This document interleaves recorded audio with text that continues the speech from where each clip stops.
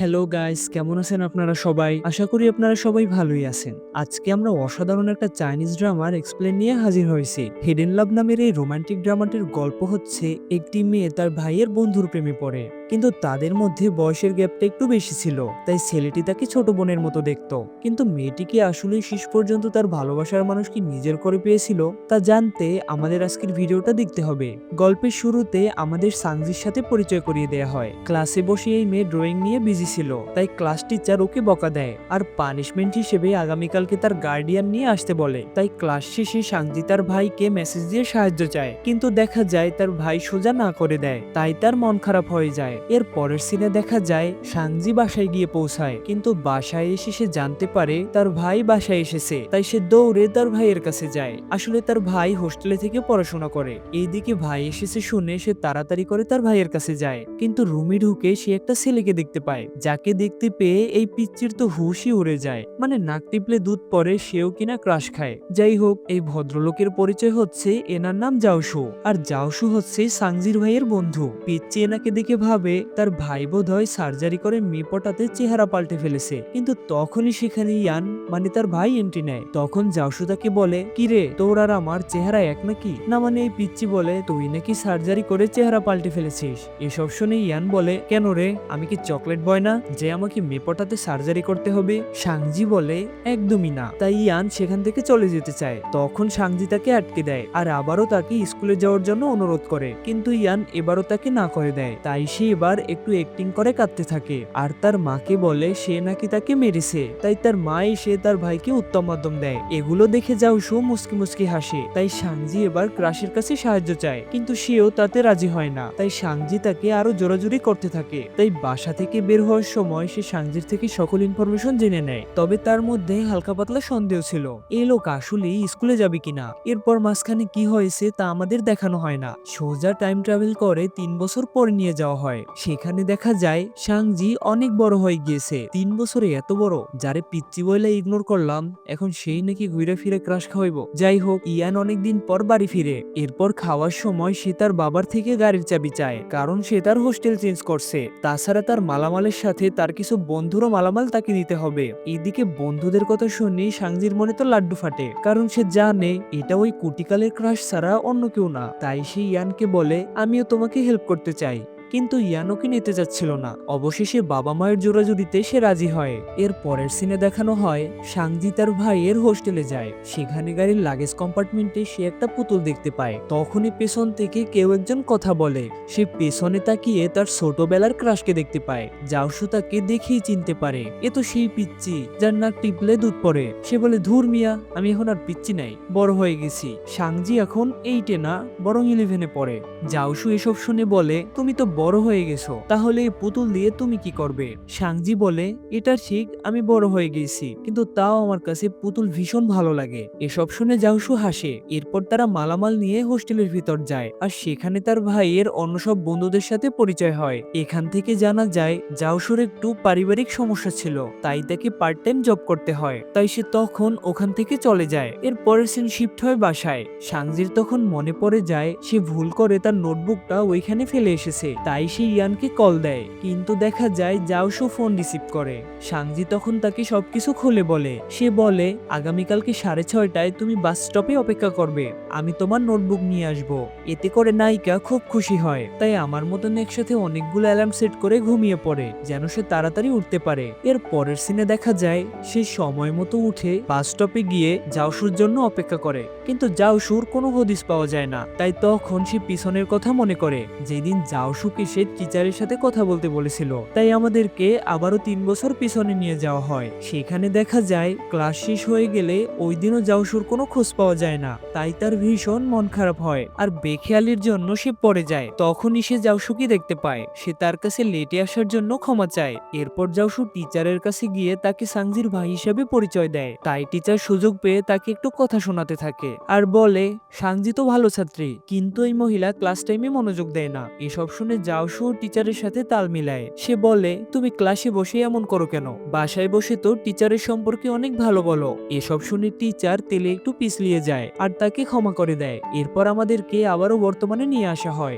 তখনই সেখানে জাওশু আসে আর তাকে একটা দুধের বোতল দেয়। তাই সাংজি ক্রাশকে দেখে অনেক খুশি হয়। এর পরের সিনে দেখা যায় সাংজি নোটে কিছু একটা লিখতে থাকে, কিন্তু সে লেখার থেকে ক্রাশকে দেখায় বেশি ব্যস্ত ছিল। এর পরের সিন শিফট হয় বাসায়। এখান থেকে আমরা জানতে পারি সাংজির আসলে দুধ খাওয়াতে অ্যালার্জি, কিন্তু এটা তো ক্রাশ দিয়েছে, তাই সে খুব যত্ন করে সেটা নিজের কাছেই রেখে দেয়। এরপর সেখানে ইয়ান আসে। আসলে তাদের বাবা মা আজকে বাইরে ঘুরতে বেরিয়েছে, তাই সে বলে আমি খাবার আনতে বাইরে যাচ্ছি, তুমিও আমাদের সাথে চলো। কিন্তু সাংজি বলে তার যেতে ইচ্ছা করছে না। যখন সে শুনতে পায় ইয়ান আসলে বন্ধুদের সাথে খাবার খেতে যাচ্ছে, তাই সে বুঝে যায় জাওশু তাহলে সেখানে আসবে, তাই সে তার সাথে যেতে রাজি হয়। গাড়িতে বসে সাংজি বারবার জাওশুর দিকে তাকাচ্ছিল, যেটা আবার জাওশু খেয়াল করে। তাই সে তাকে বলে তুমি আমাকে ওয়েলকাম করলে না তো। এরপর সাংজি তাকে একটা হাই দেয়। তখন জাওশু তাকে জিজ্ঞেস করে আচ্ছা আমি কি হ্যান্ডসাম? ইয়ান তখন বলে ধুর বেটা, মজা করিস না তো। সাংজি তখন বলে কে বলেছে তুমি একদমই হ্যান্ডসাম না? তখন জাওশু তাকে বলে তাহলে তুমি আমাকে দেখে লজ্জা পাও কেন? তখনই তাকে পেছন থেকে মোটা ভাই থামিয়ে দেয় আর বলে ও আসলে একটু ফানি টাইপের, সবার সাথেই এমন মজা করে, তুমি প্লিজ ওর কথায় রাগ করতে যেও না। ইয়ান তখন বলে হ্যাঁ ওর থেকে দূরে থাকাই ভালো। সাংজি তখন বলে হ্যাঁ আসলেই, কিন্তু দেখা যায় এতে জাওশুর মনটা অনেক খারাপ হয়ে যায়। এরপর তারা রেস্টুরেন্টে গিয়ে পৌঁছায়। সাংজি তখন ওয়াশরুমে যেতে চায়, কিন্তু জাওশু খেয়াল করে তার জামা ময়লা হয়ে গেছে, তাই সে নিজেকে আড়াল করে তাকে কভার করে নেয়। এরপর সাংজি ওয়াশরুমে গেলে ইয়ান আর জাওশু বের হয় সাংজির জন্য প্যাড কিনতে, কিন্তু দেখা যায় তারা এতে ভীষণ লজ্জা পায়, মানে কি দিয়ে কি করবে বা বলবে, তাও তারা কোনোভাবে ম্যানেজ করে নেয়। আর একটা মেয়েকে দিয়ে তারা সেগুলো সাংজির কাছে পাঠানোর ব্যবস্থা করে, কিন্তু সাংজি এতে অনেক আনকমফোর্ট ফিল করে, তাই সে বাড়ি ফিরে যেতে চায়। তখন ইয়ান তাকে বুঝিয়ে সুজিয়ে রেখে দেয়। খাবার অর্ডার করার সময় কথায় কথায় জাওশু জানতে পারে সাংজির আসলে গরুর মাংসে অ্যালার্জি, তাই সে তার খাবার থেকে গরুর মাংসগুলো আলাদা করে দেয়। এইদিকে তার এসব কর্মকাণ্ড দেখে সাংজি আরো পিছলিয়ে যায়। এর পরের সিনে দেখা যায় সাংজি তার বন্ধু রুয়ের সাথে একটা ক্যাফেতে আসে, আর সেই ক্যাফেতেই মূলত জাওশু পার্ট টাইম জব করত। তাই ক্যাফেতে ঢুকে অর্ডার করার কথা ভুলে সে জাওশুকেই দেখতে থাকে। জাওশু বিষয়টা খেয়াল করলে সে লজ্জায় মুখ সরিয়ে নেয়। এরপর খাওয়া শেষে বিল দিতে গেলে জাওশু বলে এখানে তো তুমি সব টাকা দাওনি। সাংজি বলে কোথায়, পুরো টাকাটাই তো আছে। সে বলে আমাকে লুকিয়ে লুকিয়ে যে দেখেছিলে সেটার বিল কই? সাংজি বলে আরে না না তেমন কিছু না। এরপর দেখা যায় সে তার থেকে কোনো টাকা নেয় না। খাবার খাওয়ার সময় সাংজি খেয়াল করে জাওশু তার বসের থেকে কিছু টাকা অ্যাডভান্স চাচ্ছে, কারণ তার টাকার দরকার ছিল। তখনই সেখানে তার বন্ধুরা চলে আসে আর সাংজিও তাদের সাথে চলে যায়। আসলে আজকে তাদের বন্ধু ফুজাং এর জন্মদিন ছিল, তাই তারা সকলে মিলে তার বার্থডে সেলিব্রেট করে। ফুজাং আবার সাংজির প্রেমে হাবুডুবু খাচ্ছিল, তাই সে তাকে প্রপোজ করাই ধরছিল, কিন্তু সিচুয়েশন বুঝে সাংজি সেখান থেকে চলে যায়। তাই ফুজিংও তার পিছু নেয়, যা দেখে রুয়ের আবার ফাটে, মানে রু হয়তো ফুজিংকে পছন্দ করে। এইদিকে ফুজিং তাকে বলে আমি তোমাকে সে ছোটবেলা থেকে পছন্দ করি, বলতে পারো তুমি আমার গেদাকালের ভালোবাসা। কিন্তু সাংজি বলে আমরা শুধু ভালো বন্ধু, এর থেকে বেশি কিছু না, আমি চাই না তোমার সাথে আমার বন্ধুত্বটা নষ্ট হোক। এসব শুনে ফুজিং অনেক কষ্ট পায়, আর তখনই সেখানে জাওশু চলে আসে। আসলে সে তাদের সব কথা শুনে ফেলেছিল। তাকে দেখে ফুজিং সেখান থেকে চলে যায়। এরপর সে তাকে বলে তুমি তাকে পছন্দ নাই করতে পারো, তবে তাকে ভালোভাবে বুঝিয়ে বললেই হতো। এরপর জাওশু তার হাতে টাকাটা তুলে দেয়। আসলে সে টাকাটা সেখানে রেখে এসেছিল। সাংজি তখন তাকে জিজ্ঞেস করে তোমার কি টাকার দরকার? আমাকে চাইলে বলতে পারো, আমি তোমাকে সাহায্য করব। কিন্তু জাওশু সোজা না বলে সেখান থেকে চলে যায়। এর পরের সিনে দেখানো হয় সাংজি রুয়ের সাথে কথা বলতে চায়, কিন্তু রু তাকে এড়িয়ে যায়। এরপর স্কুলে ফুজিং এর দৌড় প্রতিযোগিতা চলে, আর সেখানে রু তাকে উৎসাহ দিতে থাকে, আর এতে করে সাংজির কাছে পুরো ব্যাপারটা ক্লিয়ার হয়ে যায়। এরপর আসে উচ্চ লাফের পালা, সেখানে সাংজিরও নাম থাকে। এইদিকে অনুষ্ঠানের ভলান্টিয়ার হিসেবে ইয়ানার জাংশুও থাকে। তখন লাফ দিতে গিয়ে সাংজি পায়ে ব্যথা পায়, তাই ইয়ান তাকে কোলে তুলে নেয়। তখন টিচার তাকে জিজ্ঞেস করে আরে তোমার ভাই না জাওশু হয়, তাহলে এটা আবার কে? এটা শুনে সাংজি বলে এটা আমার বাবা হয়। তা শুনে জাওশু বলে হ্যাঁ হ্যাঁ ইনি আমাদের বাবা হয়, যার ফলে ইয়ান তাকে রাগ করে কাঁধ থেকে নামিয়ে দেয়। এরপর জাওশু তাকে কাঁধে তুলে নেয় আর তাকে ফার্স্ট এড দেয়। এরপর ইয়ান তাকে সেখান থেকে নিয়ে যায়। তখন সে খেয়াল করে জাওশু আসলে সবাইকে এভাবে সাহায্য করে, সাংজি আসলে তার কাছে স্পেশাল কিছু না, তাই সে ভীষণ কষ্ট পায়। এর পরের সিনে দেখা যায় রু তার কাছে জিজ্ঞেস করে তুমি কি আমার সাথে শপিং এ যাবে? সাংজি তাতে রাজি হয়, আর এটা ভেবেও খুশি হয় রু এখন তার উপর আর রেগে নেই। এরপর রাস্তায় বসে রু তাকে বারবার জিজ্ঞেস করে তুমি কি টাকা নিয়ে এসেছো? সাংজি বলে হ্যাঁ আমি টাকা নিয়ে এসেছি। কিন্তু তখনই দেখা যায় কিছু মেয়েরা তাদের পথ আটকে দেয় আর তাদের জিজ্ঞেস করে তোমরা কি টাকা নিয়ে এসেছো। রু তখন বলে না না, আমার কাছে টাকা নেই, তবে আমার বন্ধুর কাছে টাকা আছে। তাই তারা সবাই রুকে ছেড়ে সাংজিকে ধরে আর বলে এরপর থেকে বেশি করে টাকা নিয়ে আসবি। এরপর তারা চলে যায়। এইদিকে রুয়ের এরকম পোল্ট্রি নেয়ার কাহিনী দেখে সাংজির কাছে সবকিছু স্পষ্ট হয়ে যায়, তাই সে রাগ করে ওখান থেকে চলে যায়। অন্যদিকে দেখা যায় জাওশু তাকে খুঁজতে খুঁজতে এখানে আসে আর তাকে দেখি বুঝে যায় সে হয়তো কোনো বিপদে পড়েছে। জাওশু তখন সাংজিকে জড়িয়ে ধরে, এরপর তাকে সবকিছু খুলে বলে। সাংজির মন খারাপ দেখে জাওশু তাকে সুন্দর একটা রাস্তা দিয়ে বাড়িতে পৌঁছে দেয়, যার ফলে তার মন অনেক ভালো হয়ে যায়। এর পরের সিনে দেখা যায় সাংজি যখন স্কুলে যায় তখন তার ভাই ইয়ান দলবল নিয়ে হাজির হয়েছে, মানে গতকালকে যারা তাকে রেক দিয়েছে তারা তাদেরকে উত্তম মাধ্যম দিতে চায়। তাই তারা সাংজিকে ওখানে রেখেই সেই গলিতে ঢুকে পড়ে, কিন্তু সেখানে গিয়ে দেখতে পায় মেয়েগুলো সুক্তান দুক্তান দেয়ায় ব্যস্ত। এরপর ইয়ান তাদেরকে বলে কালকে তোমরা ভুল করে হয়তো আমার বোনকে রেক দিয়ে ফেলেছো, নেক্সট টাইমে এমন যেন আর না হয়। আর হ্যাঁ, শুধু আমার বোন না, অন্য কারো বোনের সাথেই যেন এমনটা না ঘটে। কিন্তু মেয়েগুলো এগুলো গায়ে মাখে না, তাই জাওশু একটু ফর্মে আসে আর মেয়েগুলো এবার চুপসে যায়। এরপর দেখা যায় তারা সাংজির সেই পার্স তাকে উদ্ধার করে দেয়। এইদিকে রুয়ের এরকম কুকীর্তির কারণে তাকে স্কুল থেকে বের করে দেওয়া হয়। এইদিকে যাওয়ার সময় সে নিজের ভুল বুঝতে পেরে সাংজির কাছে ক্ষমা চায়। এরপর কেটে যায় অনেক দিন। একই সাথে তাদের পরীক্ষাও চলে আসে। পরীক্ষায় সাংজি সবগুলো সাবজেক্টে ছক্কা মেরে দিয়েছে, শুধুমাত্র সায়েন্সের সাবজেক্ট বাদে। তাই তার বাবা তাকে বলে তোমার জন্য এবার নতুন টিচার আনা হবে। কিন্তু দেখা যায় এই নতুন টিচার আর কেউ না, এ হচ্ছে ইয়ান। এইদিকে পড়ানোর সময় এক প্রশ্ন বারবার করায় স্যারের মাথা গরম হয়ে যায়। তাই দুই ভাই বোনের ভিতর পিটাপিটি লেগে যায়, যার ফলে তার মা তার ভাইকে চাকরি থেকে বের করে দেয় আর বলে ওর জন্য আমি অন্য টিচার আনবো। এইদিকে সাংজি যখন জানতে পারে তার নতুন টিচার আর কেউ না বরং সে হচ্ছে জাওশু, তাই তো তার পুরাই মেঘনা চাইতে বৃষ্টির মতন অবস্থা হয়ে যায়। পড়াশোনা শেষে জাওশু আর ইয়ান গেম খেলছিল। এইদিকে ক্রাশ খাওয়া সাংজি এসে লুকিয়ে লুকিয়ে জাওশুর ছবি তুলতে থাকে। জাওশু সেটা টের পেয়ে একটু পোজ দেয় আর সাংজি সেটা দেখে এমন একটা ভাব ধরে সে যেন তার ছবি তুলছিল না, উল্টা তার ক্যামেরা পরিষ্কার করছিল। এইদিকে ইয়ান এগুলো দেখে বলে তোমার এত বড় সাহস, তুমি ওর ছবি তুলছো কিন্তু আমারটা তুলছো না কেন? তোমার ভাই কি হ্যান্ডসাম না? সে না বলে সেখান থেকে পালিয়ে যায়। এরপর কেটে যায় কিছুদিন। জাওশু তাকে পড়াতে আসে, কিন্তু পড়া কি আর সাংজির মাথায় ঢোকে? সে পড়া বাদ দিয়ে সবসময় জাওশুর দিকেই তাকিয়ে থাকে। পড়ানোর সময় সে বুঝতে পারে সাংজির আসলে সায়েন্সের প্রতি আগ্রহ নেই, তাই সে তাকে নিয়ে একটা বিজ্ঞান জাদুঘরে যায়। তারা দুজনে সেখানে জাদুঘরটা ঘুরে দেখে। তখন সাংজি তাকে জিজ্ঞেস করে আচ্ছা তোমার জীবনের স্বপ্ন কি? সে বলে আমি একটা গেম বানাতে চাই, মানে বলতে পারো গেম ডেভেলপার হতে চাই। এরপর সে তাকে জিজ্ঞেস করে তোমার পাখিটা কি আছে নাকি? সে বলে আরে না, এগুলোর সময় কই, তবে যেদিন হবে সেদিন আমি সবার আগে তোমার কাছে নিয়ে আসব।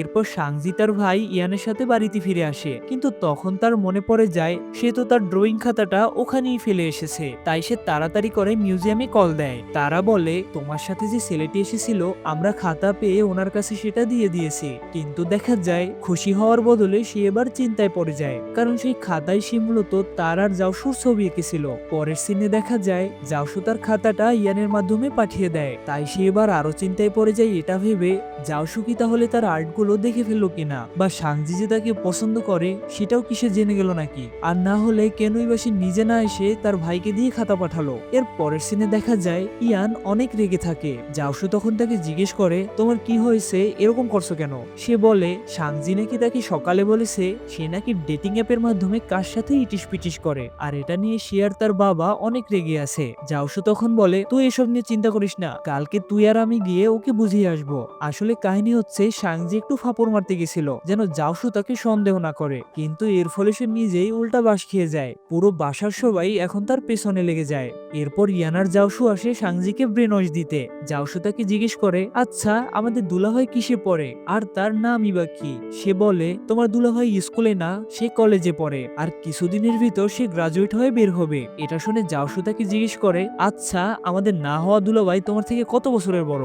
সাংজি তখন বলে বেশি না, মাত্র 5 বছর। যা থেকে আমরা বুঝতে পারি সে আসলে মায়ের কাছে মামু বাড়ির গল্প বলছে, মানে তার কথা তা কি বলছে। জাওশু তখন বলে এখন এসব বাদ দিয়ে পড়তে বসু প্রিয়, প্রেম প্রীতি গ্রাজুয়েট হওয়ার পরেও করা যাবে।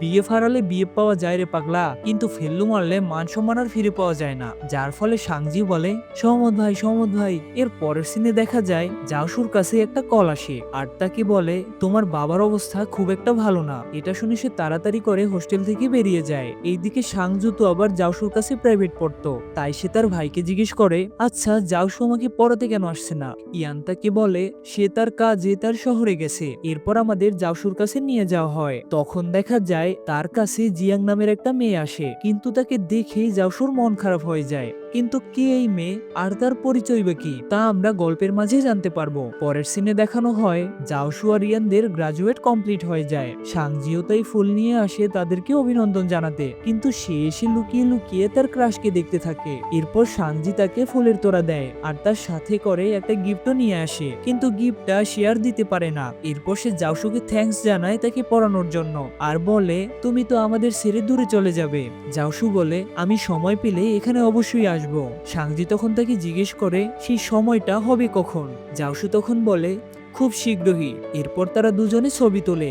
এর পরের সিনে দেখানো হয় তারা সবাই মিলে একটা বারে বসে আড্ডা দিচ্ছিল, কারণ আজকের পর থেকে সবাই যার যার মতো করে আলাদা হয়ে যাবে। তাই সুখে আর দুঃখে সবাই লাল পানি খায়, কিন্তু জাওশু এসব একদমই পছন্দ করে না, তাই সে আর লাল পানি খায় না। এইদিকে বেশি বেশি শিশি খেয়ে ইয়ানের অবস্থা পুরাই নাজেহাল হয়ে যায়। তাই জাওশু ইয়ানকে তার বাড়িতে পৌঁছে দেয়। অনেক রাত হয়ে যাওয়ায় হবু শাশুড়ি মানে ইয়ানের মা তাকে আজকে তাদের বাড়ি থেকে যেতে নিষেধ করে। এরপর সাংজি তাকে ইয়ানের কিছু জামা কাপড় এনে দেয় ফ্রেশ হওয়ার জন্য। এর পরের সিনে দেখা যায় জাওশু একা বসে আছে আর তা দেখতে পেয়ে সাংজি তার কাছে যায় আর তাকে জিজ্ঞেস করে তোমার কি হয়েছে, এত রাতেও একা একা এখানে কেন বসে আছো? জাওশু তখন বলে আমার উপর অনেক টাকা পাওনা আছে। সাংজি বলে আমি প্রমিস করছি আমি বড় হয়ে যখন অনেক টাকা কামাবো তখন সেগুলো আমি তোমাকে দিয়ে দেব আর দুজনে মিলে সকল পাওনা টাকা মিটিয়ে দেব। সাংজির মুখে এসব কথা শুনে জাওশুর মনটা একটু ভালো হয়ে যায়। এরপর সে বলে আরে আমি তো মজা করছিলাম। তাই সে তার রুমে চলে আসে। হঠাৎ করে সে দরজা খোলার শব্দ শুনতে পায়, তাই সে বেলকনিতে গিয়ে দাঁড়ালে দেখে জাওশু সেখান থেকে চলে যাচ্ছে। তাই তার মনটা অনেক খারাপ হয়ে যায়। এরপর ফোন চেক করে দেখতে পায় জাওশু তাকে মেসেজ দিয়েছে। সেখানে লেখা ছিল তুমি ভালো থেকো প্রিয় আর ভালো মতো লেখাপড়া করবে, ভালো রেজাল্ট করলে আমি তোমার জন্য গিফট পাঠাবো। এরপর সাংজি একটা গোল লক করে ফেলে। সে যেভাবেই হোক জাওশুর শহরে গিয়ে পড়াশোনা করবে, কারণ তাহলে সে জাওশুর আশেপাশে থাকতে পারবে। তাই সে ভালোভাবে পড়ালেখা শুরু করে আর রেজাল্ট ভালো হলে তা সে জাওশুকে দেখায় আর জাওশুও তার কথা মতো তার জন্য গিফট পাঠায় আর যেগুলো পেয়ে সাংজি ভীষণ খুশি হয়। এরপর কেটে যায় কিছুদিন। হঠাৎ একদিন সাংজি ইয়ানকে ফোনে কথা বলতে শুনে। সে শুনতে পায় ইয়ানকে কেউ বলছে জাওশুর নাকি এখন পাখি আছে। তাই সে ভীষণ কষ্ট পায় আর কাউকে কোনো কিছু না জানিয়ে সে জাওশুর শহরে চলে যায়। এইদিকে ইয়ান তাকে না পেয়ে ল্যাম্প জ্বালিয়ে খুঁজতে থাকে আর তাকে ফোন দেয়। সে তাকে বলে কই তুমি, তোমার পড়তে বসার সময় হয়ে গেছে। সে তাকে বলে সে জাওশুদের শহরে চলে এসেছে। এটা শুনে ইয়ান তাকে বলে তুমি ওখানে কি করছো? সাংজি তখন বলে আমি আমার অনলাইন বয়ফ্রেন্ডের সাথে দেখা করতে এসেছি। এটা শুনে তো ইয়ান আরো রেগে যায় আর তাকে সেই ছেলের সাথে দেখা করতে নিষেধ করে। এরপর সে সাংজিকে বলে ওখান থেকে এক চুলো নড়বে না, আমি তোমার কাছে এখনই জাওশুকে পাঠাচ্ছি।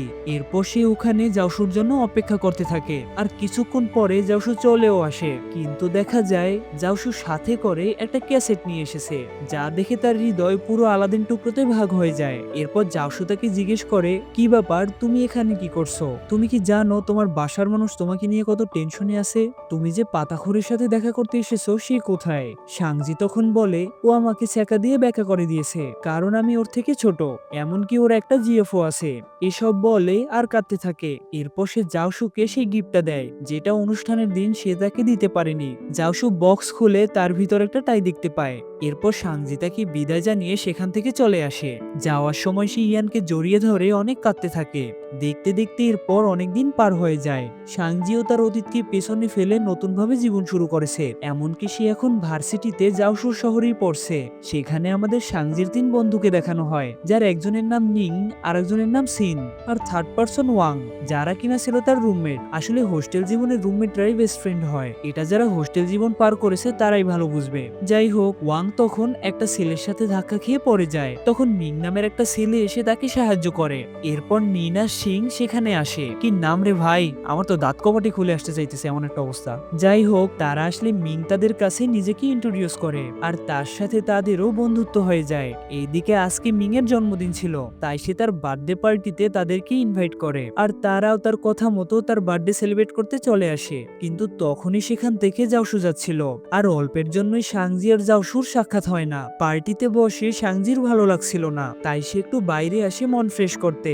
হঠাৎ করেই সে চিরচেনা একটা ভয় শুনতে পায় আর তাকিয়ে দেখে জাওশু তাকে ডাকছে। তাই সে জাওশুর কাছে যায়। জাওশু তখন তাকে জিজ্ঞেস করে, তুমি এতদিন আমার ফোন কেন তোলনি আর মেসেজেরই বা রিপ্লাই কেন দাওনি? কিন্তু দেখা যায় সাংজি তাকে ইতিউতি বুঝিয়ে সেখান থেকে চলে যায়। আসলে সে তাকে এসব বিষয় বলতে চাচ্ছিল না। এরপর দেখা যায় তারা সবাই লেট নাইট পার্টিতে ব্যস্ত, কিন্তু সাংজির মায়ের অর্ডার ছিল সে যেন বেশি রাত অব্দি বাইরে না থাকে। তাই সে বাসায় ফিরে যেতে যাচ্ছিল, কিন্তু তখনও তার সাথে জাওশুর দেখা হয় আর সে তাকে বলে, চলো আমি তোমাকে বাসা অব্দি পৌঁছে দেই। সাংজি অবশ্য এবার রাজি হয়। রাস্তায় বসে জাওশু তাকে জিজ্ঞেস করে, আচ্ছা তুমি কি তোমার সেই পাতাখোর বয়ফ্রেন্ডের জন্য এখানে এসেছো?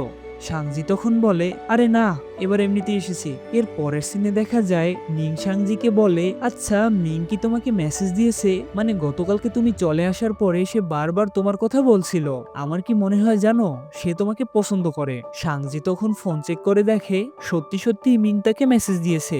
এরপর দেখা যায় সে তার হিডেন লাভকে নিজের এক বন্ধুর লাভ স্টোরি বলে তাদের কাছে চালিয়ে দেয়। সে বলে, জানো আমার একটা বন্ধু আছে, সেই মহিলা কিনা তার ভাইয়ের বন্ধুকে পছন্দ করে, তাও আবার কুটিকাল থেকে। তবে আমাদের দুলাভাই একজন গেম ডেভেলপার। তখন শিন তাকে জিজ্ঞেস করে, কোন গেম? সাংজি গেমের নাম বললে দেখা যায় সে তাকে বলে, আরে এটা তো আমি নিজেও খেলি। এর থেকে আমরা বুঝতে পারি জাওশু তার স্বপ্নকে সত্যি করে ফেলেছে। এরপর তারা তাকে হিডেন লাভের কাপলদের বয়সের কথা জিজ্ঞেস করে। সাংজি তখন বলে তাদের বর্তমানে ছেলেটির বয়স হচ্ছে 25 আর মেয়েটার বয়স 20। তখন তারা বলে, না রে, বয়সটা একটু বেশি হয়ে গেল, তবে ভালোবাসা যদি পিওর হয় তবে এটা কোনো ব্যাপারই না। সিরিয়াসলি এটা বেশি গ্যাপ। আমাদের দেশে তো 7-8 বছরের ছোট মেয়েকে বিয়ে করাই পারফেক্ট মনে করে।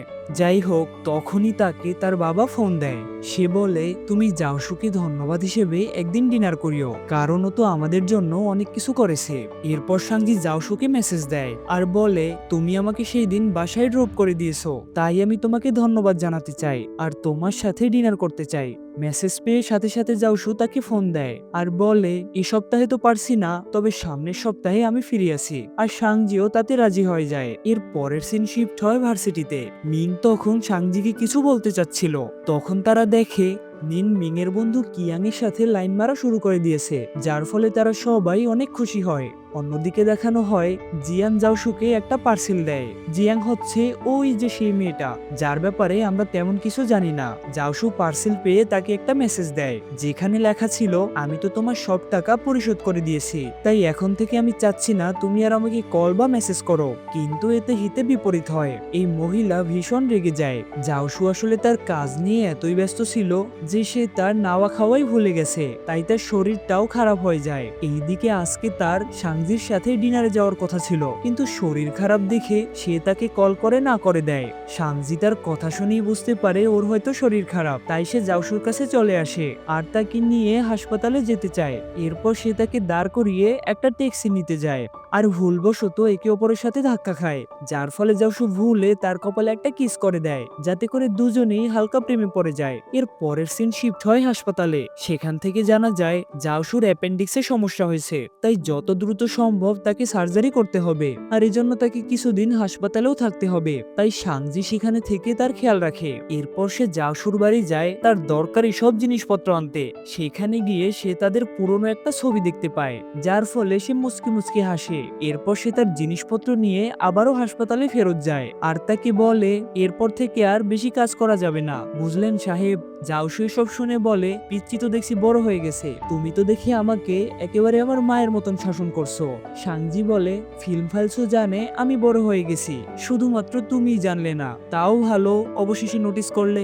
এর পরের সিনে দেখানো হয় জাওশুকে হসপিটাল থেকে ছেড়ে দেয়া হয়েছে। সে বাড়ি ফিরে দেখে সাংজি তার জন্য স্টিকারে কিছু নোট করে রেখে গেছে, যা দেখে সে বুঝবে কখন তাকে কি কাজ করতে হবে, যার ফলে জাওশু মনে মনে অনেক বেশি খুশি হয়। আর সাংজির করা নোট মতো মতোই এরপর থেকে সে সকল কাজ করতে শুরু করে। অন্যদিকে দেখা যায় সাংজির সকল বন্ধুরা নিউ ইয়ারের পার্টিতে যাচ্ছিল, কিন্তু সাংজি না গিয়ে হোস্টেলেই বসে থাকে। তখন জাওশু তাকে কল দেয় আর ডিনারের জন্য অফার করে, কারণ আগেরবারের প্ল্যান তো ক্যান্সেল হয়ে গিয়েছিল। এরপর দেখা যায় সে বন্ধুদের সাথে না গেলেও ক্রাশের সাথে ঠিকই যায়। জাওশু তখন সাংজিকে বলে, এতদিন তুমি আমাকে যেভাবে খেয়াল রেখেছিলে তার জন্য আজকের ট্রিটটা আমার পক্ষ থেকে। এরপর তারা দুজনেই গল্প করতে থাকে, কিন্তু তখনই বাজে বিপত্তি। জিয়াংও একই রেস্টুরেন্টে তার একটা বন্ধুকে নিয়ে চলে আসে। সে এসে জাওশুর সাথে সাংজিকে দেখে পুরাই আগুন হয়ে যায় আর গ্লাসে রাখা পানি জাওশুর মুখে ছুঁড়ে মারে। এটা দেখে সাংজিও একটু ফর্মে আসে, সেও তার গ্লাসের পানি জিয়াং এর মুখে ছুঁড়ে মারে। এরপর তাদের দুজনের মাঝে একটু চুল টানাটানি হয়, কিন্তু জিয়ানের উগ্রতার জন্য রেস্টুরেন্ট কর্তৃপক্ষ তাকে বের করে দেয়। অন্যদিকে সাংজি আর জাওশুও সেখান থেকে চলে আসে। এরপর সাংজি জাওশুর মুখ মুছে তার গলায় একটা মাফলার পরিয়ে দেয়। জাওশু তখন এক দৃষ্টিতে সাংজির দিকে তাকিয়ে থাকে। সাংজি তখন তাকে জিজ্ঞেস করে, আচ্ছা এই মেয়েটাকে? কিন্তু দেখা যায় জাওশু বিষয়টা এড়িয়ে গিয়ে বলে, ওর সাথে আমার কোনো সম্পর্ক নেই। আর তখনই সেখানে তুষারপাত শুরু হয়। সাংজি বছরের প্রথম স্নোফল দেখে জাওশুর জন্য দোয়া করে। এরপর তারা নিজ নিজ গন্তব্যে চলে যায়, কিন্তু জাওশু বাড়ি ফিরে দেখে জিয়াং তার বাড়ির সামনে দাঁড়িয়ে আছে। তখন সে জিয়াংকে বলে, দেখো আমি তোমাদের সব টাকাই পরিশোধ করে দিয়েছি, আমি আর চাচ্ছি না তুমি আমাকে বিরক্ত করো। তখন আমাদের টাইম ট্রাভেল করে আরেকবার পিছনে নিয়ে যাওয়া হয় জিয়াং এর পরিচয় কি তা জানতে। তখন আমরা জানতে পারি জাওশুর বাবার কারণে জিয়াং এর বাবা মারা গিয়েছিল, তাই জাওশু আর তার মা তাদের কাছে ক্ষমা চাইতে গিয়েছিল। আর জাওশুর মা বলেছিল আদালত থেকে ক্ষতিপূরণ হিসেবে যেই টাকাটা দিতে বলেছে আমরা সব টাকাটাই দিয়ে দেব। আসলে এরপর থেকেই জাওশুর সুন্দর গোছানো জীবনটা একেবারে এলোমেলো হয়ে যায়। স্কুলেও তাকে সবাই খনির ছেলে বলে বুলি করত। এসব ভাবতে ভাবতে তার মনটা ভীষণ খারাপ হয়ে যায়। তখন সে তার আর সাংজির সেই পুরনো ছবিটা দেখে, আর তখনই তাকে সেই মোটা ভাই ফোন দেয় আর বলে, মামা আমি তো বিয়ে করতে যাচ্ছি, তোর কি অবস্থা, ভাবি টাবি জোগাড় করছিস নাকি? তখন সে শুধু সাংজির কথাই ভাবতে থাকে। এরপর সে নিজেকে নিজে বলে, আমি কেন ওর কথা ভাবছি? পরের সিন শিফট হয় জাওশুর অফিসে। সাংজি সেখানে জাওশুর সাথে দেখা করতে আসে, কিন্তু সেখানে ওই জিয়াং বিস্ফোরা চলে আসে হাঙ্গামা করতে। তাই সে সাংজিকে নিয়ে অন্যদিকে চলে যায় আর তাকে বলে, তুমি আমার সাথে হুটহাট এভাবে দেখা করতে আসবে না। আসলে সে সাংজিকে জিয়াং এর থেকে সরিয়ে রাখতে চাচ্ছিল, কারণ এই বেটি যেই লেভেলের খবিশ তাকে দেখতে পেয়ে আবার কিনা চুল টানাটানি করে। কিন্তু এগুলো বুঝতে না পেরে সাংজি অনেক কষ্ট পায় আর তাকে একটা গিফট দিয়ে সেখান থেকে চলে যায়। সে ঝালে জাওশুর সাথে কিছুদিন কথা বলা বন্ধ করে দেয়। এরপর পরীক্ষা শেষ হলে তারা সব বন্ধুরা মিলে একটা বারে আসে চিল করতে। সেখানে সাংজি অনেকখানি লাল পানি খেয়ে ফেলে। সে আসলে এখানে বসে জাওশুর একটা ফোন কলের অপেক্ষা করছিল। এইদিকে মিং আবার সাংজিকে পটাতে রোমান্টিক গান গায়, কিন্তু সাংজি এসব গায়ে মাখে না। তখনই জাওশু তাকে কল দেয় আর সে সাথে সাথে তা রিসিভ করে ফেলে। কথা বলার সময় ব্যাকগ্রাউন্ড সাউন্ড শুনে জাওশু বুঝতে পারে সাংজি হয়তো কোনো বারে গেছে শিশি পান করতে। তাই সে তাকে বলে, তুমি ওখানেই থাকো, আমি এখনই তোমাকে নিতে আসছি। এরপর সাংজি সেখান থেকে চলে যায়। তাকে চলে যেতে দেখে মিংও তার পিছু নেয়। তখনই সেখানে জাওশু চলে আসে। সে এসে সাংজির সাথে মিংকে দেখতে পায় আর প্রথমবারের মতো সাংজির সাথে কোনো ছেলেকে দেখতে পেয়ে তার ভিতরে ফাটতে থাকে। এরপর সে তাকে সেখান থেকে টেনে অন্যদিকে নিয়ে যায়। এইদিকে সাংজি লাল পানির নেশায় মাতাল হয়ে উল্টাপাল্টা কথা বলতে থাকে, যা শুনে জাওশুর রাগ তো হয়ই না, উল্টা তার হাসি পায়। এরপর সে তাকে কাঁধে তুলে নেয়। তখন সাংজি তাকে বলে, জানো আমি না একজনকে পছন্দ করি, কিন্তু সেই লোক আমাকে পছন্দ করে না, কারণ সে আমাকেও যেভাবে ট্রিট করে অন্য সবাইকেও একইভাবে ট্রিট করে। আমি তার কাছে স্পেশাল কেউ না। জাওশু এসব শুনে তাকে অনেকবার ছেলেটার ব্যাপারে জিজ্ঞেস করে, কিন্তু সাংজির বুক ফাটলেও মুখ ফাটে না। এরপর সে তাকে গাড়িতে বসিয়ে দেয়। তখন জাওশু তার দিকে তাকিয়ে বলে, তোমার ক্রাশ হয়তো তোমাকে আলাদাভাবে ট্রিট করে না, তবে আমি তোমাকে আলাদাভাবে ট্রিট করব। দেখবে একদিন আমি ঠিক তোমার মনের মতন হব। যার মানে কাম সারছে। জাওশু সাংজির প্রেমে পড়েছে। এর পরের সিন শিফট হয় সাংজির হোস্টেলে। সাংজির ঘুম ভাঙলে তার লাল পানির নেশাও কেটে যায়, তাই গত রাতে তার সাথে কি হয়েছে তা তার একদমই মনে পড়ে না। তখন তাকে তার বান্ধবীরা জিজ্ঞেস করে, কি ব্যাপার, কালকে দেখলাম একটা চকলেট বয় তোমাকে নিয়ে চলে গেল, কে ওটা, দুলাভাই নাকি? সাংজি বলে, আরে ওর কথাই তো তোমাদের বলছিলাম। তখন তার বান্ধবীরা তাকে জিজ্ঞেস করে, তোমার ক্রাশ নাকি? ব্যাস সাংজির পেটে আর কথা থাকে না, যার ফলে মারুফ ভাইয়ের অঙ্ক না মিললেও তাদের অঙ্ক ঠিকই মিলে যায়। আর তারা বুঝতে পারে কাহিনী মাহিনী সব ভুয়া, এই মেয়ে আসলে তার ভাইয়ের বন্ধুর প্রেমে পড়েছে। এর পরের সিনে দেখা যায় সাংজি বাড়ি যাওয়ার জন্য বের হয়, তখন জাওশু আসে তাকে এয়ারপোর্টে ড্রপ করে দিতে, কিন্তু তখনই সেখানে বাহাত দিতে চলে আসে মিং।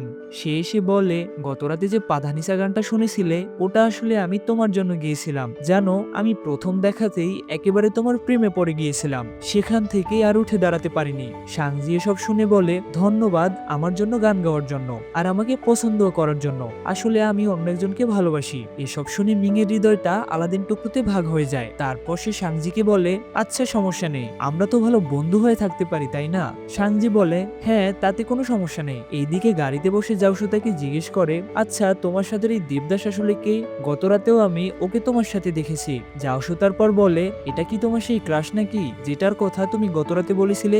সাংজি তখন বলে, আরে না এটা না। এরপর জাওশু তাকে জিজ্ঞেস করে, তুমি ঠিক কিরকম ছেলে পছন্দ করো? কিন্তু সাংজি এতে কিছুই বলে না, বরং তাকে পাল্টা প্রশ্ন করে জিজ্ঞেস করে, তোমার কি খবর, আমরা কি ভাবের মুখটুক দেখবো না নাকি? জাওশু তখন বলে, আমি তো চাই তুমি একটা খুঁজে দাও না। সাংজি বলে, মেয়ের তো অভাব নেই, কিন্তু সবাই তো আমার মতন পিচ্ছি। জাওশু তখন বলে, আরে সমস্যা নেই, তুমি শুধু খুঁজে দাও। যার ফলে সাংজির মাথায় চিন্তা ঘুরপাক খায়। সে ভাবে, তাহলে তো এই লোক আমাকেও জিএফ বানাতে পারে। এইদিকে জাওশুকে খুব খুশি দেখাচ্ছিল, কারণ সে প্রেমের বীজ রোপণ করার প্রথম ধাপ পেরিয়েছে। এরপর দেখা যায় সাংজি অনেকদিন পর বাড়িতে যায়, তাই সবার জন্য সে গিফট নিয়ে যায়। এইদিকে সাংজিকেও বহুদিন পর বাসার সবাই পেয়ে অনেক খুশি হয়। অন্যদিকে দেখা যায় জাওশু সেই মোটা ভাইয়ের সাথে দেখা করতে যায়। মোটা ভাই তখন বলে, ভাই জামানা খুবই খারাপ, কাউকে পছন্দ করলে আগে ভাগে বলে দে, না হলে বড়শি ফেলে মাছ অন্য কেউ নিয়ে যাবে। সে যদি আমার থেকে ভালো কেউ হয় তবে আমার কোনো সমস্যা নেই। মোটা ভাই তখন জিজ্ঞেস করে, কেন ভাবি কি অন্য কাউকে পছন্দ করে নাকি? জাওশু তখন বলে, তার ক্রাশ নাকি সবার মতো তাকেও একইভাবে ট্রিট করে। মোটা ভাই এটা শুনে বলে, ভাবি হয়তো তোর কথাই বলছে। জাওশু বলে, আরে না না তা কেমনে হয়, তবে সেও বিষয়টা নিয়ে একটু চিন্তায় পড়ে যায়। সে ভাবে, তাহলে আমি কি তার ক্রাশ? এর পরের সিন শিফট হয় মোটা ভাইয়ের বিয়ায়, তাই তার বিয়ে উপলক্ষে সবাই এখানে উপস্থিত হয়। খাওয়ার সময় সাংজি স্ট্রবেরি নিচ্ছিল, কিন্তু তার আগেই কেউ একজন সেটা নিয়ে নেয়। এটা আবার জাওশু খেয়াল করে। এরপর সে তাকে জিজ্ঞেস করে, আচ্ছা আমাদের দুলাভাইয়ের সাথে তোমার প্রথম কোথায় দেখা হয়েছিল? এটা শুনে সাংজি একটু চিন্তায় পড়ে যায়। এরপর ভেবে বলে, তার সাথে আমার ক্লাবে দেখা হয়েছিল। জাওশু এরপর বলে, ও আচ্ছা সেই রাতে যেদিন তুমি লাল পানি খেয়ে মাতলামি করেছিলে, যার ফলে সাংজি প্রায় ফেঁসে যায় এমন একটা অবস্থা হয়। অবশেষে সে সেখান থেকে চলে যেতে চায়, কিন্তু ইয়ান তো অনেকদিন পর তার বন্ধুদের পেয়ে সেখান থেকে যেতে চাচ্ছিল না, তাই সাংজি একা বাড়ি যাওয়ার সিদ্ধান্ত নেয়। এটা দেখে জাওশুও তার পিছু নেয় আর বলে, আমি তোমাকে ড্রপ করে দেই। সাংজিও তাতে রাজি হয়ে যায়। এরপর দেখা যায় বাড়ি ফেরার আগে সে একটা দোকান থেকে তার জন্য স্ট্রবেরি কিনে আনে, তাই সাংজি অনেক খুশি হয়। এরপর সে জাওশুকেও তা খেতে সাধে। জাওশু তখন বলে, তোমার হাতটা একটু আগাও দেখি। এই বলে সে তার হাত থেকে স্ট্রবেরি খেয়ে নেয়, যার ফলে সাংজির মাথায় যেন আকাশ ভেঙে পড়ে। এইদিকে জাওশুর তো পুরাই ঈদ। এরপর দেখা যায় তারা সাংজির বাড়িতে পৌঁছে যায়। জাওশু তখন তাকে জিজ্ঞেস করে, আচ্ছা তুমি কি আগামীকালকে হোস্টেলে ফিরে যাবে? আমিও তো কালকে ফিরে যেতাম, বলছিলাম একসাথে গেলে কেমন হয়? এটা শুনে সাংজি তাকে বলে, হ্যাঁ আমার কোনো সমস্যা নেই। এরপর দেখা যায় জাওশু তাকে একটা ব্রেসলেট গিফট করে, তাই সাংজি অনেক খুশি হয় আর তাকে ধন্যবাদ দিয়ে সেখান থেকে চলে যায়। বাসায় ঢুকে সে একটু ইনভেস্টিগেশন করতে বসে, কারণ ইদানিং জাওশুর কাজকর্ম কেমন যেন পানি পানি। সে ভাবে জাওশু বোধহয় তাকে পছন্দ করা শুরু করেছে। এর পরের দিন কথা মতো তারা একসাথে বের হয়। এয়ারপোর্টে জাওশুর একটা বন্ধু আসে। সে এসে তাকে জিজ্ঞেস করে, কিরে মামা এটা ভাবি নাকি? এরপর আবার বলে, আরে না ভাবি তো জিয়াং। জাওশু তখন বলে, ধুর জিয়াং আমার জিএফ নাকি? এদিকে সাংজিও এটা শুনে ফেলে, তাই সে তাকে জিজ্ঞেস করে, আচ্ছা এই জিয়াংটা আবার কে? সে বলে, আরে ওই চুল টানাটানির মেয়েটা যে আমার গায়ে পানি মেরেছিল। তুমি একবার চিন্তা করো এরকম একটা রাক্ষস আমার পাখি কেমনে হয়? সাংজি তখন বলে, আরে না তোমার পাখি তো সেই মেয়েটা যেটা তোমার সাথে এয়ারপোর্টে এসেছিল। এইদিকে সাংজির এমন কথা শুনে জাওশু হাসতে থাকে, কারণ এই মেয়ে তার অফিসের ডিরেক্টরকে তার জিএফ বানিয়ে দিয়েছে। এরপর সাংজি তার হোস্টেলে পৌঁছে যায়। এইদিকে জাওশু গাড়িতে বসে ভাবতে থাকে, আমি যখনই ওকে ক্রাশ নিয়ে কিছু জিজ্ঞেস করি তখনই এই মহিলা চিন্তা ভাবনা করে ধীরে সুস্থে রিপ্লাই করে, তার মানে সাংজির সেই ক্রাশ আমি ছাড়া আর কেউ না। খুশির ঠেলায় সে মোটা ভাইকে কল দেয় আর বলে, আমি যাকে পছন্দ করতাম আমার মনে হয় সেও আমাকেই পছন্দ করে। এসব শুনে মোটা ভাই তাকে বলে, তোমার উচিত ওকে নিয়ে ডেটে যাওয়া, তাহলে ওর মতিগতি সম্পর্কে তুমি পুরোটাই বুঝতে পারবে। তাই বন্ধুর কথা মতো সে সাংজিকে ফোন দিয়ে লাঞ্চের অফার করে। সাংজিও এতে খুশি মনে রাজি হয়ে যায়। এইদিকে ক্রাশের সাথে লাঞ্চে যাবে শুনে তার বান্ধবীরাও খুব খুশি হয়, তাই তারা তাকে সুন্দর করে সাজিয়ে গুজিয়ে পাঠায়। জাওশু তাকে দেখে বলে, আজকে তোমাকে অনেক বেশি সুন্দর লাগছে। এরপর তারা দুজনে একটা রেস্টুরেন্টে যায়, কিন্তু দেখা যায় সেখানে আগে থেকেই সেই ডিরেক্টর মেয়েটা বসা ছিল। জাওশু তখন এদেরকে একা রেখে একটু বাইরে থেকে ঘুরে আসে। তখন মেয়েটা তাকে বলে, শোনো, আমি ওর জিএফটিএফ না, আমি ওর কোম্পানির ডিরেক্টর। আসলে ওই দিন জাওশুর শরীরটা অনেক খারাপ ছিল, তাই আমি ওর সাথে এয়ারপোর্টে গিয়েছিলাম, আর তুমি কিনা ওকে আমার জিএফ বানিয়ে দিলা। জানো, ওই দিন তোমাকে কাঁদতে দেখে ওর ভীষণ খারাপ লেগেছিল। এইদিকে নিজের বোকামি বুঝতে পেরে সে ভাবে, এতদিন তাহলে সে হুদাই ব্রোকেন হার্ট নিয়ে ঘুরেছে। তখন সেখানে জাওশু তার অফিসের কলিগদের নিয়ে চলে আসে। তারা তাকে জিজ্ঞেস করে, কি মিয়া, ইনি আবার কে? জাওশু বলে, ও আমার বন্ধু। সিনিয়রের মুখে এমন কথা শুনে সাংজি খুব খুশি হয়। এরপর তারা সেখান থেকে চলে আসে। বাইরে বসে সাংজি তাকে জিজ্ঞেস করে, আচ্ছা তুমি কি ওই মহিলাকে আমাকে সবকিছু বলতে বলেছো? জাওশু বলে, হ্যাঁ, কারণ আমি চাই না ফিউচারে এ নিয়ে আমাদের মাঝে ঝামেলা হোক। এরপর কেটে যায় কিছুদিন।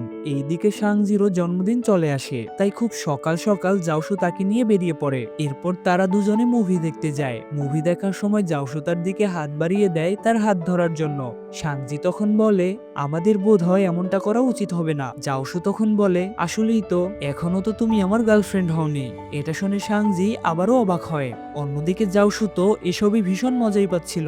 এরপর মুভি দেখা শেষ হলে জাওশু তাকে নিয়ে তার বাসার ছাদে যায়। সেখানে দেখা যায় জাওশু তার জন্মদিন সেলিব্রেট করতে ছাদটা অনেক সুন্দর করে সাজিয়েছে, যার ফলে সাংজি অনেক খুশি হয়। এরপর তারা কেক কাটে। সাংজি তখন ছাদের এক পাশে গিয়ে দাঁড়ায়। জাওশুও তার কাছে আসে আর তাকে আবারও জিজ্ঞেস করে, তুমি তো বললে না তুমি ঠিক কেমন ছেলে পছন্দ করো? আজ হোক আর কাল হোক, একদিন না একদিন তো কারো প্রেমে পড়বে। সাংজি তখন বলে, তাকে অবশ্যই হ্যান্ডসাম, সুইট, এমনকি লম্বা হতে হবে।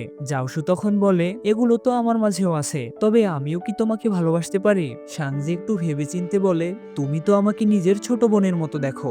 জাওশু তখন বলে, আগের দিন বাঘে খাইছে, আর আমি জানি তুমিও আমাকে পছন্দ করো, তাহলে আর সিঙ্গেল থেকে কি লাভ? চলো না মিঙ্গেল হয়ে যাই। সাংজি জাওশুর মুখ থেকে এসব কথা শুনে বুঝতে পারছিল না সে কি বলবে। জাওশু তখন তাকে জিজ্ঞেস করে, তাহলে কি তুমি আমাকে পছন্দ করো না? সাংজি তখন বলে, আরে না, বিষয়টা তেমন না, আমি একটু দ্বিধাদ্বন্দ্বে আছি। অবশ্য তুমি যদি 2-3 বার আমাকে প্রপোজ করো, হতেও পারে পটে যেতে পারি।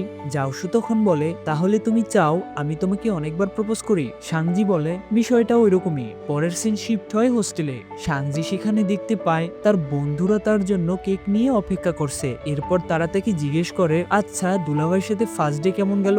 সাংজি বলে, ফাটাফাটি জমিখির, পারফরমেন্স চৌচির, জাওশু আমাকে প্রপোজ করেছে। এটা শুনে তার বান্ধবীরা অনেক খুশি হয়, আর আমার বন্ধুরা হইলে বলতো ব্রেকআপ পার্টি রেডি কর। যাই হোক, এরপর দেখা যায় তারা কিছুদিন ধরেই ডেটে যাওয়ার প্ল্যান করে যাচ্ছিল, তবে একেবারে শেষ সময় জাওশু তাকে না করে দেয়। আসলে সে তার কাজ নিয়ে অনেক ব্যস্ত সময় পার করছিল। এরপর একদিন কাজ শেষে জাওশু সাংজিকে ডেটের জন্য অফার করে, তবে বরাবরের মতো এবারও একেবারে শেষ সময় সে তাকে না করে দেয়, যার ফলে সাংজির আবারও অনেক মন খারাপ হয়ে যায়। এইদিকে আমরা জাওশুকে একটা হসপিটালে দেখতে পাই। সেখানে ডক্টর তাকে বলছে, তোমার বাবা 10 বছর ধরে একই অবস্থায় আছে, এখন উচিত তার সার্জারিটা করে ফেলা। এটা শুনে জাওশু তার বাবার কাছে যায়। তখন আমাদের টাইম ট্রাভেল করে আবারও পিছনে নিয়ে যাওয়া হয়। সেখানে দেখা যায় জাওশুর মা তাদের জন্য পছন্দের খাবার রান্না করে, তাই তারা সবাই তার বাবার জন্য অপেক্ষা করছিল।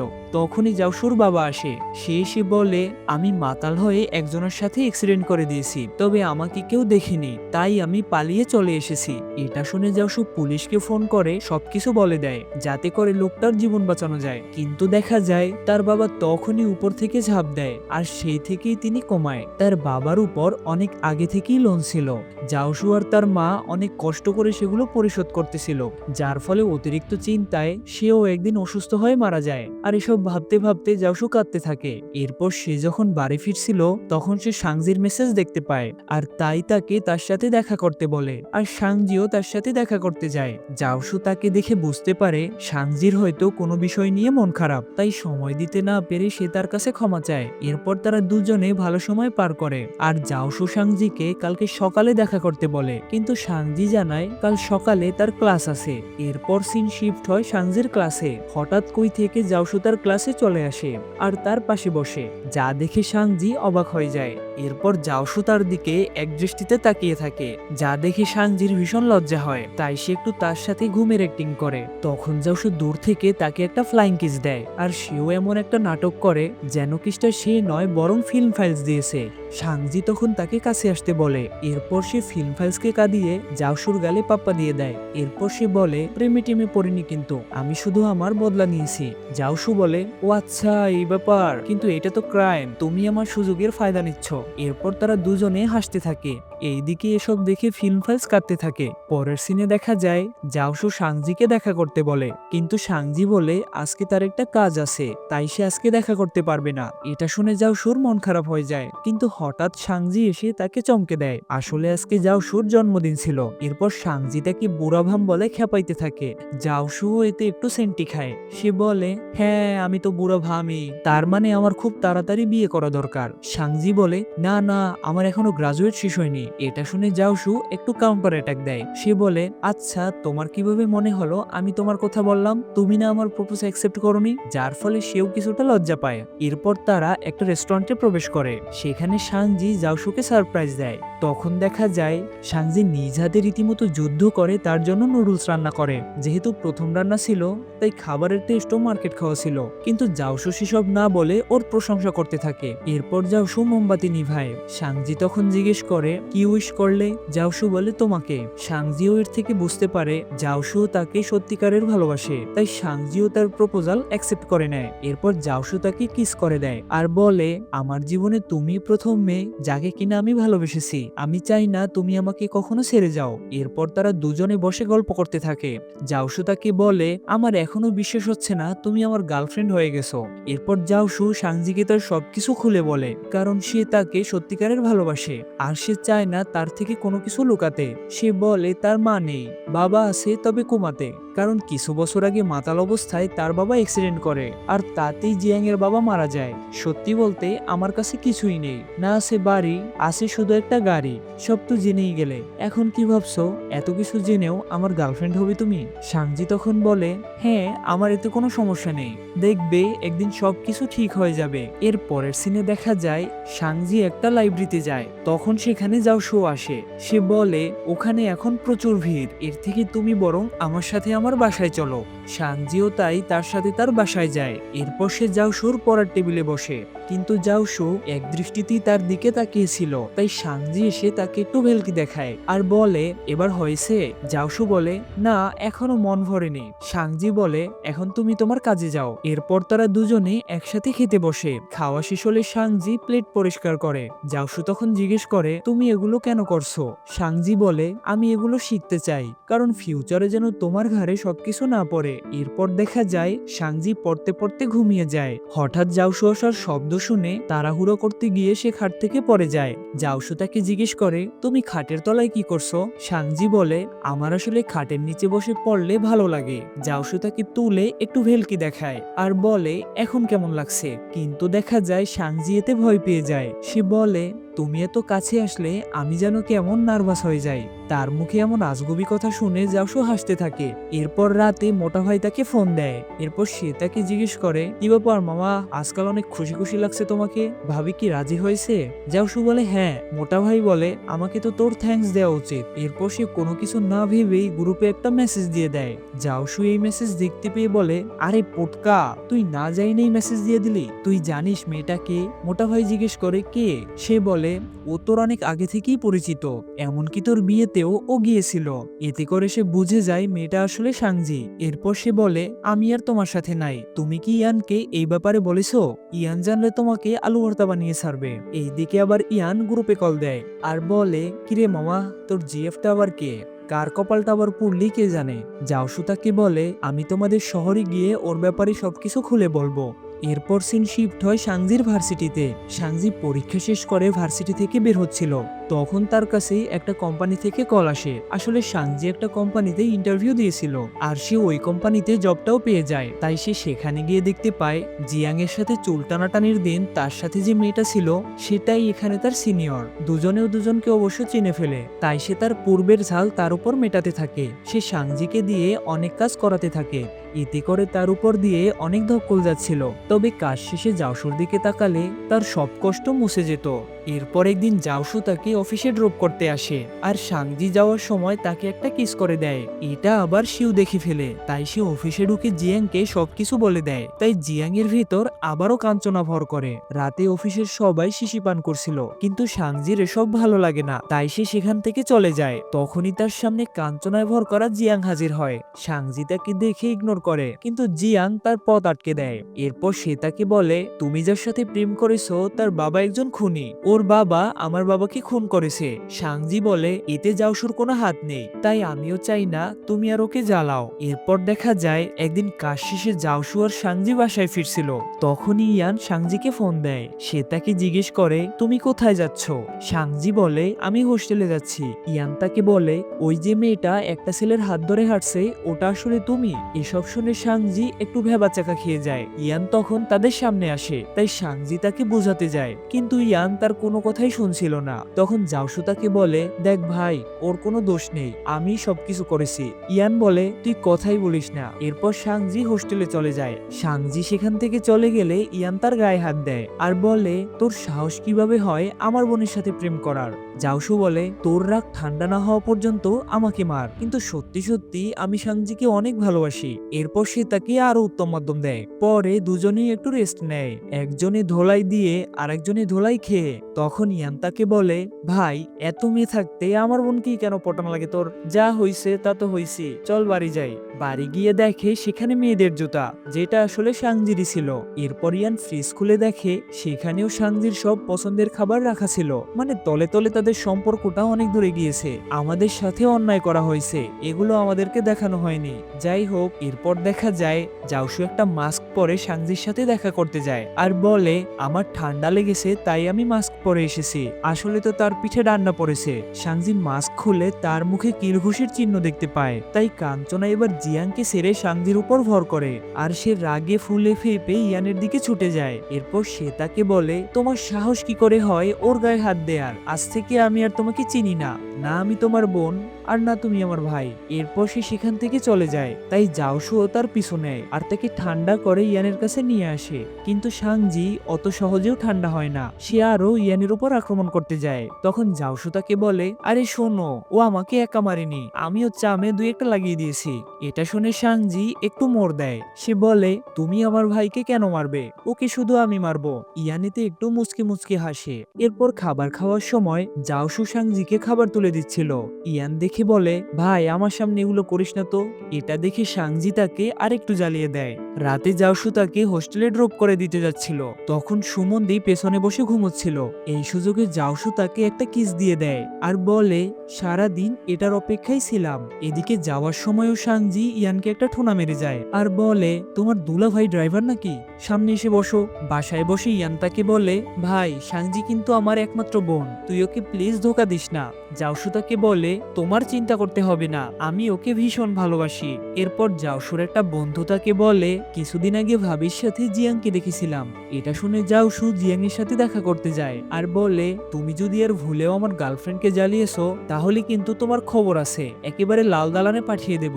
এইদিকে দেখা যায় অফিসে বসে সাংজি একটা আইডিয়া শেয়ার করে, যেইটা আবার ডিরেক্টরের অনেক বেশি ভালো লাগে। তাই সে সাংজির অনেক প্রশংসা করতে থাকে, যদিও পুরুষ মানুষ মহিলাদের প্রশংসা একটু বেশি করে। এটা দেখে শিউয়ের আবার ভাল লাগে না, তাই সে গিয়ে সাংজিকে একটা কথা শুনিয়ে দেয়, যার ফলে তার মনটা অনেক খারাপ হয়ে যায়। এরপর হোস্টেলে ফেরার সময় জাওসু তার সাথে ছিল, সে তাকে জড়িয়ে ধরে বলে, এখন আর কোনো চিন্তা নেই, জিয়াং আর আমাদের জ্বালাতে আসবে না। এরপর দেখতে দেখতে কেটে যায় কিছুদিন। জাওসু একটা নতুন বাড়িতে আসে।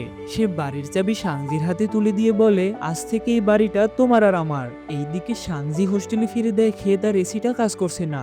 অন্যদিকে ভার্সিটিও ছুটি হয়ে গেছে, তাই সে জাওশুকে ফোন দেয়। জাওশু এসব শুনে তাকে তার নতুন বাড়িতে নিয়ে আসে। এরপর সাংজি ফ্রেশ হয়ে দেখে জাওশু সেখানে বসে আছে। সাংজি তাকে জিজ্ঞেস করে, ওখানে কি করছো?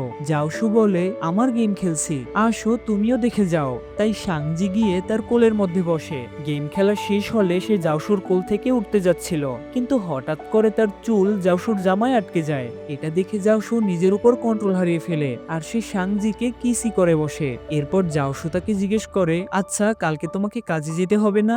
সাংজি হ্যাঁ বলে সেখান থেকে পালিয়ে যায়। এরপর কিছুদিন পর সাংজির ইন্টার্নশিপ শেষ হয়ে যায়, তাই সে সবার জন্য গিফট নিয়ে যায়। এমনকি সে শিউকেও একটা গিফট দেয়। সে তাকে বলে, আমি প্রথম যখন এখানে এসেছিলাম তখন অনেক কিছুই পারতাম না, বলতে পারো একেবারে নুব ছিলাম। তুমি আমাকে সবকিছু শিখিয়েছো। আর হ্যাঁ, একটা কথা বলি, আমি তোমার বন্ধুর থেকে তার বয়ফ্রেন্ডকে চুরি করিনি। তোমার উচিত ওর চিকিৎসা করা। মাঝে মাঝে ওর উপর কাঞ্চনা ভর করে, এতে করে তুমিও বুঝবে জিয়াং ঠিক নাকি আমি ঠিক। শিউ সাংজির কথায় আজকে তাকে কিছু বলে না, সে হয়তো তার ভুলটা বুঝতে পেরেছে। অন্যদিকে দেখা যায় জাওশু নতুন আরেকটা গেম বানিয়েছে, যেটাও পুরো সুপার ডুপার হিট হয়, যার ফলে কোম্পানি থেকে তাকে প্রমোশন দেয়া হয়। এরপর দেখা যায় তারা ফ্রি টাইমে সিদ্ধান্ত নেয় বাইরে কোথাও ঘুরতে যাবে। সাংজি চাচ্ছিল সমুদ্র পাড়ে তাঁবুটা নিয়ে থাকবে, জাওশু এতে খুশি হয়, কিন্তু সকালবেলা খুশিতে পানি ঢেলে দেয় বৃষ্টি। এজন্য সাংজির মন অনেক খারাপ হয়ে যায়। তাই জাওশু একটু বুদ্ধির ঘটে লাড়া দেয়, সে ঘরের ভিতরেই তাঁবু টানায় আর সেখানেই ক্যাম্পিং করে। এরপর তারা সেখানে অনেক ভালো একটা সময় পার করে। এভাবেই আরো কিছুদিন পার হয়ে যায়, ভার্সিটিও ছুটি হয়ে যায়। তাই সাংজিও তার বাড়ির দিকে দৌড় দেয়। সাংজিকে অনেকদিন পর কাছে পেয়ে তার পরিবারের সবাই ভীষণ খুশি হয়, কিন্তু ভালোবাসার মানুষ দূরে যাওয়ায় জাওশু তাকে মিস করছিল। তাই সে তাকে মেসেজ দিয়ে বলে, আমার কাজ শেষ হলে আমি খুব তাড়াতাড়ি তোমার কাছে আসব। এইদিকে বাহির থেকে জাওশুর শাশুড়ি তাদের প্রেম করতে দেখে ফেলে, তবে তিনি তাকে কিছু না বলে সেখান থেকে চলে যায়। এরপর সাংজির মা তার বাবাকে গিয়ে বলে, ওগো শুনছো, তোমার মেয়ে প্রেম করছে। সাংজির বাবা বলে, ছেলেকে? ওর ক্লাসমেট না তো? আর বয়স কেমন হবে ছেলের? সাংজির মা বলে, তুই জিরা পানি খাও, আমি এখনো শিওর না। তার বাবা বলে, তাহলে একটু গোয়েন্দাগিরি করে দেখি জামাইটা আসলে কে। আমার থেকে জামাই বড় না হইলে হইছে এখন। এরপর তারা দুজনে সাংজির কাছে আসে আর বলে, তোমার সাথে কিছু কথা ছিল। তবে তারা তাকে জিজ্ঞেস করতে কেমন যেন লজ্জা পাচ্ছিল। ভাই সিরিয়াসলি, আমাদের দেশে হইলে আগে একলাসা গণ দিয়ে লইতো, এরপর যা হইবে দেখা যাইবে। এরপর তার মা তাকে জিজ্ঞেস করে, তুমি কি কাউকে ভালোবাসো? আমাদের সাথে তো তোমার প্রতিদিন কথা হয়, তাহলে আমাদেরকে কেন বলনি? সাংজি বলে, আমি বলতে চেয়েছি তবে বলতে পারিনি। এরপর তার মা তাকে জিজ্ঞেস করে, আচ্ছা ছেলের বয়স কেমন? তোমার মনে হয় এখন প্রেমে পড়া উচিত হয়নি। সাংজি তখন ঝোপ বুঝে কূপ মেরে সেখান থেকে চলে যায়। তার মা আর বাবা বলে, একটু খেয়াল রাখতে হবে, জামাইটা আসলে কে সেটা তো দেখা লাগবে। এরপর সাংজি ইয়ানের কাছে আসে আর তাকে পাম্পটি দিতে থাকে। ইয়ানেতে বুঝে যায় তেল যেহেতু দিচ্ছে তাহলে নিশ্চয়ই কোনো কাহিনী আছে। সে তাকে জিজ্ঞেস করে, কি লাগবে বলো। সাংজি বলে, আজকে জাওশু এখানে আসবে আর রাতে তারা বন্ধুরা মিলে ডিনার করতে যাবে, তাই সে তাকে পটিয়ে বাসায় ম্যানেজ করতে বলে। ইয়ান এতে রাজি হয়ে যায়। এরপর তারা এয়ারপোর্টে যায় জাওশুকে পিক করতে। জাওশু আসলে তারা দুজনে দুজনের হাত ধরে। এইদিকে দেবদাসিয়ান এগুলো দেখে বলে, তোমার বড় ভাই কিন্তু সামনে বসা, কিন্তু কে শুনে কার কথা। এরপর তারা একটা রেস্টুরেন্টে যায়, সেখানে তাদের বন্ধু মহল জাওশুর সাথে সাংজিকে দেখে রীতিমতো টাসকি খেয়ে যায়। জাওশু তখন সবার কাছে সাংজিকে নিজের গার্লফ্রেন্ড হিসেবে পরিচয় করিয়ে দেয়। এরপর তারা সবাই লাল পানি খাচ্ছিল, শুধুমাত্র জাওশু বাদে, কারণ জাওশু আমার মতো ভালো ছেলে। ডিনার শেষে তারা বাড়ি যাচ্ছিল। সাংজি তখন তাকে জিজ্ঞেস করে, আচ্ছা তুমি লাল পানি খাও না কেন, অ্যালার্জি আছে নাকি? জাওশু বলে, কাছে এসো তো চেক করে দেখি। সে তাকে একটা কিস করে বলে, কই না তো। এরপর তারা সেখান থেকে চলে যায়। বাড়ি আসলে তার মা তাকে জিজ্ঞেস করে, তুমি জাওশুর সাথে প্রেম করছো তাই না? আমি তোমাদেরকে দেখে ফেলেছি। সাংজি তখন চুপ করে থাকে। এরপর সে তাকে জিজ্ঞেস করে, কতদিন ধরে চলছে এসব? সাংজি বলে, বেশি দিন না। তার মা বলে, এজন্য গরমের ছুটিতে তুমি বাড়িতে আসোনি তাই না? সাংজি তখন তাকে বোঝাতে থাকে, জাওশু অনেক ভালো ছেলে, ও আমাকে অনেক ভালোবাসে। তার মা বলে, সেটা আমিও জানি, আমি জানি জাওশু কেমন, তবে তার ফ্যামিলির জন্য তোমার উপর বাজে প্রভাব পড়তে পারে। এসব কথা শুনে সাংজির মনটা অনেক খারাপ হয়ে যায়। এরপর কেটে যায় কিছুদিন। সাংজির বাবা বাড়িতে জাওশুকে ডেকে পাঠায়। আসলে সাংজি তখন বন্ধুদের সাথে বাইরে ছিল। তার বাবা তাকে বলে, তোমাদের যে সম্পর্কটা, আমি দেখি তুমি ওর থেকে অনেক বড়, আর সাংজি এখনো অনেক ছোট। আমি কি বলতে চাচ্ছি তুমি আশা করি বুঝতে পারছো। এছাড়াও তোমাদের একটা পারিবারিক সমস্যা আছে, মানে তারা জাওশুকে ইনডাইরেক্টলি রিজেক্ট করে দেয়। দেয়। এরপর রাতে সাংজি বাসায় ফিরে তার বাবা তাকে বলে, আজকে আমি জাওশুকে আমাদের বাসায় ডেকেছিলাম, তুমি প্রেম করার জন্য এখনো অনেক ছোট, তাই আমরা চাচ্ছি এই সম্পর্কটা আর না এগোনোই ভালো। এটা শুনে সাংজি সেখান থেকে চলে যায় আর জাওশুকে ফোন দিয়ে বলে, প্লিজ আমার বাবার কথায় কষ্ট পেও না। জাওশু তাকে বলে, তারা আমাকে তেমন কিছু বলেনি, আচ্ছা শোনো, আমাকে কালকেই ফিরে যেতে হবে। এটা শুনে সাংজি একেবারে ভেঙে পড়ে, তাই সেও সিদ্ধান্ত নেয় কালকে সে চলে যাবে। এরপর তার বাবা মা তাকে জিজ্ঞেস করে, তুমি এখন কোথায় যাচ্ছ? সাংজি বলে, মা, আমি অনেক বড় হয়ে গেছি, তাই আমার সমস্যাগুলো আমি এখন নিজেই সমাধান করতে পারবো। জাওশুর জীবনের সমস্যাগুলো আমারও সমস্যা, আমাকে একবার বিশ্বাস করেই দেখো, জাওশু সত্যিই আমাকে অনেক বেশি ভালোবাসে। এরপর সেই এয়ারপোর্ট চলে যায়। জাওশু আসে তাকে রিসিভ করতে, কিন্তু দেখা যায় সাংজি তাকে দেখে অনেক কাঁদতে থাকে। জাওশু তখন তাকে জিজ্ঞেস করে, তুমি কাঁদছো কেন? সাংজি তখন বলে, মনে আছে অনেক বছর আগে আমি আমার অনলাইন বিএফ এর সাথে দেখা করতে এখানে এসেছিলাম। আসলে আমি তোমাকে মিথ্যা কথা বলেছিলাম, কারণ ওই দিন আমি ইয়ানের থেকে শুনেছিলাম তুমি নাকি প্রেম করছো, তাই আমি এখানে চলে এসেছিলাম। আমি তোমাকে এটা ছাড়াও আরো একটা মিথ্যে কথা বলেছি, আমি তোমার শহরে গিয়ে তোমার প্রেমে পড়িনি, আমি তোমাকে সেই দিন থেকেই ভালোবাসি যেই দিন আমি তোমাকে প্রথম আমাদের বাড়িতে দেখেছিলাম। বিশ্বাস না হলে ফিল্ম ফাইলসকে জিজ্ঞেস করে দেখো, সেও সবটা জানে। এসব শুনে জাওশু তাকে জড়িয়ে ধরে আর বলে, তুমি এগুলো বলার জন্য এত দূর থেকে এখানে এসেছো? সাংজি বলে, হ্যাঁ, কারণ আমি তোমাকে ভালোবাসি, আমি ভেবেছিলাম বাবার কথায় তুমি আমাকে ছেড়ে চলে যাবে। জাওশু তখন বলে, তারা যদি আমাদেরকে আলাদাও করে দেয় আমি তাও তোমাকে নিয়ে চলে আসব, কারণ আমিও তোমাকে ভীষণ ভালোবাসি। এরপর দেখা যায় জাওশু বাসায় বসে আগের কথাগুলো ভাবতে থাকে। সাংজি কাছে আসলে বলে, আমি আসলেই তোমাকে অনেক বেশি ভালোবাসি, তুমি এত বছর ধরে আমাকে পাগলের মতো ভালোবেসে এসেছো, আর আমি তোমাকে বিনিময়ে কাঁদিয়ে গিয়েছি। এটা শুনে সাংজি তাকে কিস করে দেয়। এরপর তারা ভালো একটা সময় পার করে। এরপর দেখা যায় জাওশু তার চাকরিটা ছেড়ে দেয়, কারণ সে চাচ্ছিল এখান থেকে সাংজির শহরে চলে যেতে, যেন সাংজি তার বাবা মার থেকে আলাদা না হয়। তাই সে ওখানে গিয়ে কিছু একটা করতে চাচ্ছিল। তখন তার কাছে হসপিটাল থেকে একটা কল আসে, আসলে তার বাবার অবস্থা আরো বেশি খারাপ হয়ে গেছে। জাওশু তখন মন খারাপ করে থাকে আর বলে, তখন যদি তুমি তোমার দোষটা স্বীকার করে নিতে তবে বোধহয় আমাদের জীবনটা এরকম হতো না। জানো, তুমি হসপিটালে এডমিট হওয়ার পর আমাদের কাছে টাকা পয়সা ছিল না, তাই মা তার চিকিৎসাও করাতে পারেননি, এজন্য মাও আমাদেরকে ছেড়ে চলে যায়। তাই আমি চাই তুমি যেন আমাকে ছেড়ে না যাও। তোমার ওই কাহিনীর পর থেকে আমি কখনো ড্রিঙ্ক করিনি। এরপর তার বাবা মারা যায়। জাওশু বাইরে এসে দেখে সাংজি তার জন্য অপেক্ষা করছে। এরপর সে তাকে জড়িয়ে ধরে। এদিকে জাওশু বাবাকে হারিয়ে অনেক ভেঙে পড়ে। সে বলে, পৃথিবীতে আমার আর বাবা মা বলতে কেউই রইল না। সাংজি তখন তাকে কোনোভাবে সামলে নেয়। এরপর তারা জাওশুর মায়ের কবরের কাছে যায়। সাংজি তখন বলে, মা, আমি প্রমিস করলাম আমি যতদিন বেঁচে আছি ততদিন তোমার ছেলের অযত্ন হবে না, তুমি কোনো চিন্তা করবে না, আমি সব সময় ওর খেয়াল রাখবো। এরপর কেটে যায় কিছুদিন। তারা দুজনে সমুদ্র পাড়ে যায়। জাওশু তখন বলে, আর মাত্র 1 মাস পরেই আমি এখান থেকে চলে যাব। তোমার গ্রাজুয়েট হয়ে বের হতে এখনো প্রায় 2 বছর। ততদিনে আমি ওখানে সবকিছু গুছিয়ে নেব, যেন আমরা সেখানে ভালোভাবে একটা জীবনযাপন করতে পারি। এরপর দেখতে দেখতে 1 মাস পার হয়ে যায়। এইদিকে জাওশুরও যাওয়ার দিন চলে আসে, তাই সাংজি তার জন্য রান্না করছিল। তখন তারা দুজনে ভালো একটা সময় পার করে। পরের দিন জাওশু সেখান থেকে চলে যায়, কিন্তু সাংজি তাকে ছাড়তেই চাচ্ছিল না। জাওশুরও সেখান থেকে চলে যেতে মন সায় দিচ্ছিল না, কিন্তু এছাড়া তাদের হাতে আর উপায়ও ছিল না। তাই অবশেষে জাওশু সাংজির শহরে ফিরে আসে। এরপর দেখতে দেখতে অনেকটা সময় পার হয়ে যায়। সাংজি এইদিকে ভার্সিটিতে অ্যানিমেশন কম্পিটিশনে অংশগ্রহণ করে।